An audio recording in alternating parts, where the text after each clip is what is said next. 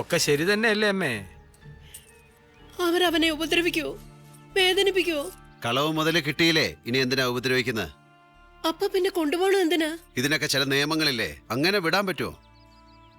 ഒന്നും കിട്ടിയില്ലെങ്കിലും വേണ്ട, അവനെ ഉപദ്രവിക്കാതിരുന്നാ മതിയായിരുന്നു. അവനൊരു പാവ. എന്റെ ഗുരുവായൂരപ്പ, ഒരു സന്തോഷം തന്നപ്പോ മറ്റൊരു സങ്കടം വരുത്തിയല്ലോ. ഇങ്ങോട്ട് നോക്കിക്കേ, ഇനിയെങ്കിലും ഇതൊക്കെ കൊണ്ട് ഭദ്രമായി പൂട്ടിവെക്കും. ഈ പെൺകുട്ടിയല്ലേ ഉള്ളൂ കൂട്ടിന് അമ്മയ്ക്ക്. അല്ല, ഒരു സെക്യൂരിറ്റിക്കാരനെ പോലും നിർത്താതെ ഇങ്ങനെ താമസിക്കുന്നത് മഹാ അബദ്ധമാണ്. എന്റെ സെക്യൂരിറ്റി ഒക്കെ ഗുരുവായൂരിലെ ആ ഉണ്ണിയാ. ആരുണ്ണിപ്പിള്ളയോ? Head constable?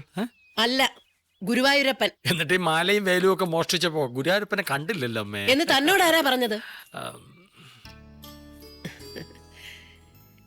ഇവനെ അയച്ചത് ആരെന്നാ താൻ വിചാരിച്ചത്? എന്റെ അപ്പനാ, എന്റെ ഗുരുവായൂരപ്പൻ. തനിക്കതൊന്നും മനസ്സിലാവില്ലടോ. ഓ